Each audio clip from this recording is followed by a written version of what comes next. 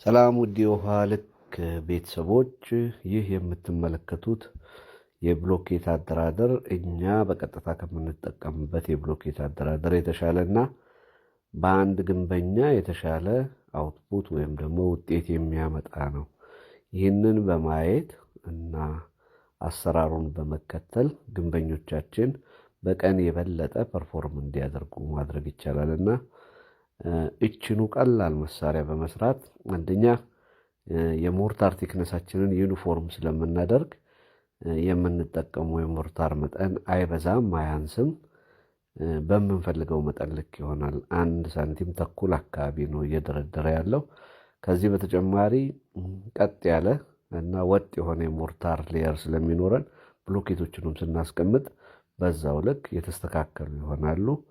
ሶስተኛው ደግሞ የግንበኛውን ውጤት የሰዓት ውጤት በደንብ ያሳድገዋልና ያ ማለት ደግሞ የበለጠ እንዲሰራ ያደርገዋል። ስለዚህ በብዙ መልኩ ወጪን የሚቆጥብና ጥሩ ሆኖ ስላገኘሁት ሼር አድርጌያችኋለሁ።